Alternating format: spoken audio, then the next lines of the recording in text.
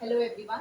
सो आज के वीडियो में और एक एग्जांपल हम डिस्कस करेंगे जिसमें है question two poles of height 18 metre, one is of the height 18 metre and the other is 7 metre are erected on the ground.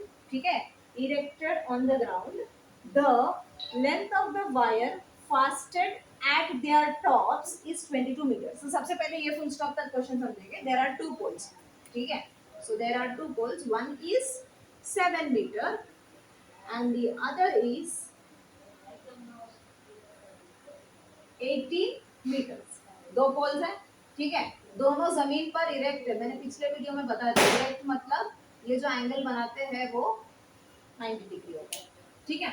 फिर उसके बाद नेक्स्ट लाइन देखो, the length of the wire fastened at their tops, मतलब इस पोल के top से लेके इस पोल के टॉप तक एक वायर बांधा हुआ है, ठीक है। इससे लेके यहाँ तक एक वायर बांधा है, ठीक है, जो कि 22 मीटर्स का है, जो कि 22 मीटर्स का है। तो हमें करना क्या है, find the angle made by the wire with the horizontal. So ये एंगल हमें निकालना है, क्लियर। सो ये हॉरिजॉन्टल है और ये वायर है, दोनों के बीच का जो एंगल, हॉरिजॉन्टल मतलब लाइन ऑफ विजन से जो एंगल बना रहा है वो एंगल हमें निकालना है, ठीक है। तो सबसे पहले डायग्राम को नाम दे देते हैं A B C D and E. So इसमें सबसे पहला A B is the height of the first pole, height of the first pole जो कि है 7 मीटर, बराबर ना। फर्स्ट पोल या फिर ठीक है, फर्स्ट पोल नहीं, स्मॉलर पोल लेते हैं, better, which is 7 metre. And दूसरा E C, E C is the height of the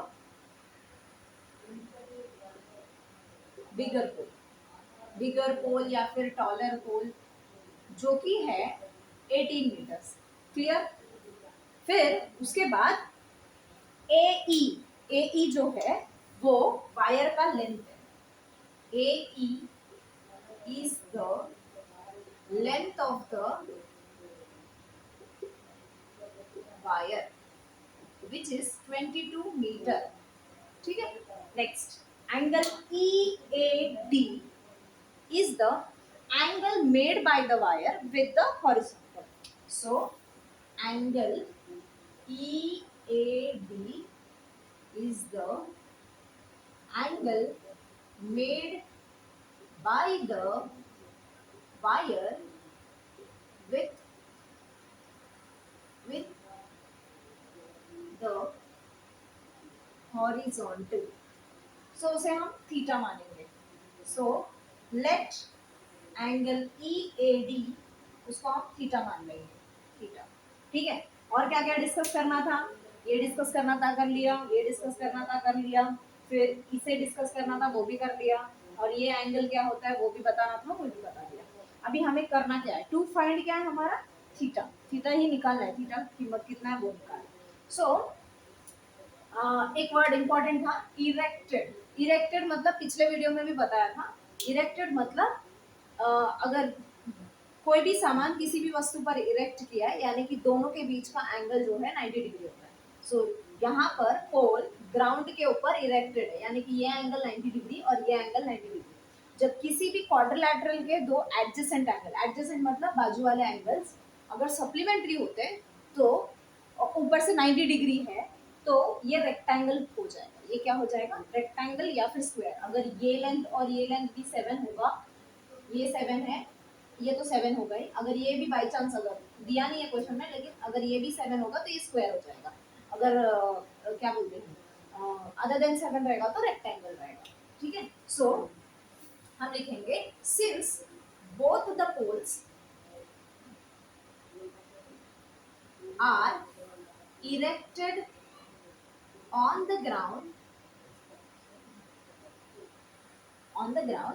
therefore angle ABC, angle ABC equal to angle DCB, angle DCB equal to 90 degree.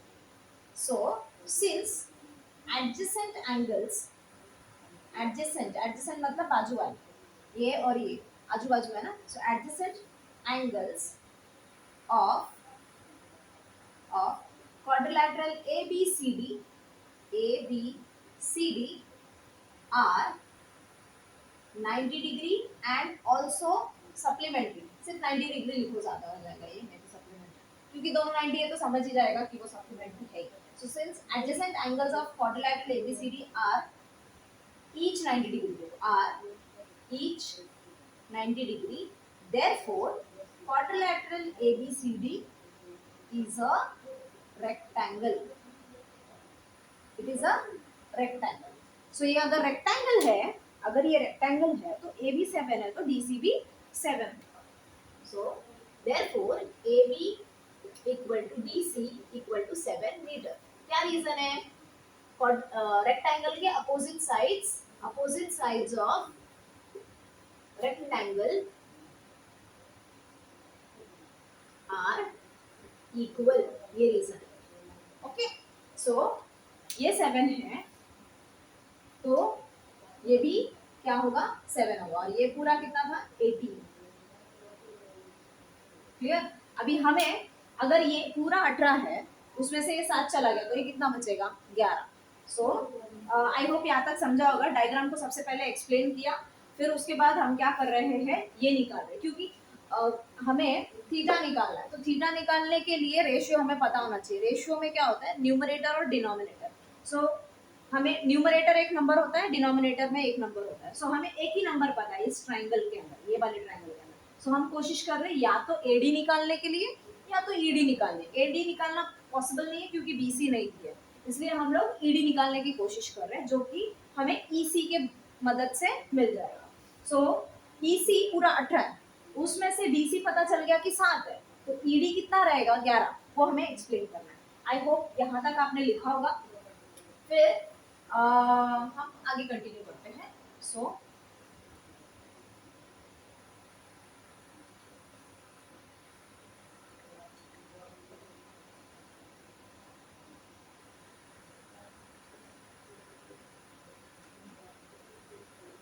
Video fast forward करो अगर lag आ रहा है तो.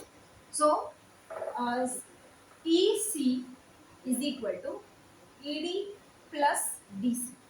ई C हमें कैसे पता चलेगा, E D plus D C करने से. चलो ई सी कितना है, 18, इक्वल टू ई डी कितना है, नहीं पता, प्लस डी सी कितना है, अभी जस्ट पता चला हमें, 7.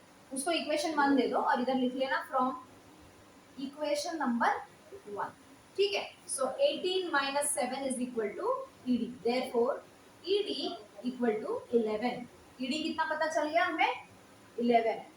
बहुत कॉमन सेंस लगता है लेकिन एग्जाम में लिखना पड़ता है, क्योंकि अगर ये नहीं लिखोगे तो मार्क्स कटता है. ठीक है. सो अभी in triangle EDA, in triangle EDA angle D 90 degree है. एंगल D क्या है, 90 डिग्री, क्योंकि अगर ये रेक्टेंगल है और ये लाइन पैरेलल है तो ये और ये दोनों करस्पॉन्डिंग एंगल से 90 डिग्री हो जाएंगे. अगर आप एक्सप्लेन करना चाहते हो तो लंबा हो जाएगा, एक्सप्लेन कर दो उसको.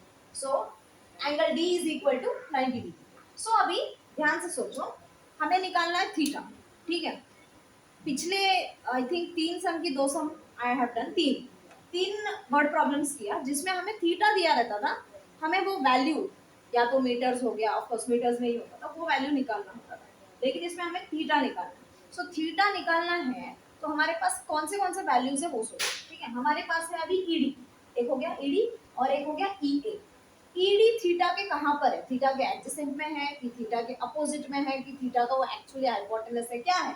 सो थीटा के अपोजिट में है, यानी कि हमें थीटा का अपोजिट पता है. दूसरा 22 पता है. 22 क्या है इस ट्राइंगल का, 90 के सामने, तो 90 के सामने को हाइपोटेनस बोलते हैं.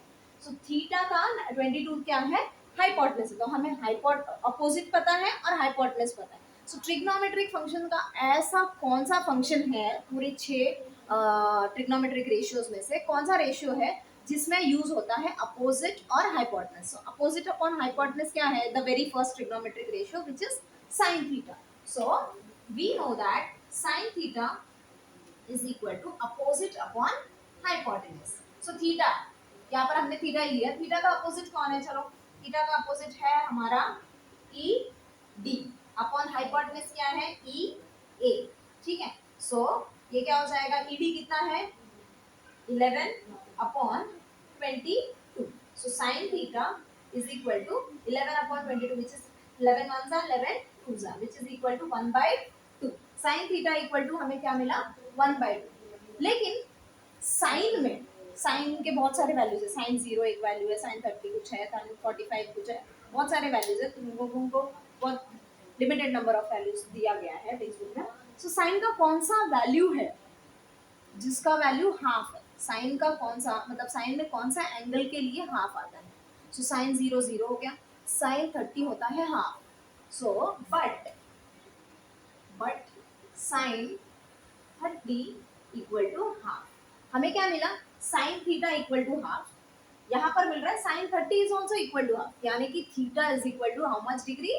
30 degree. Therefore theta equal to 30 degree. So हम लिखेंगे फाइनल आंसर क्या है? Find the angle. So therefore the angle made by the wire with the horizontal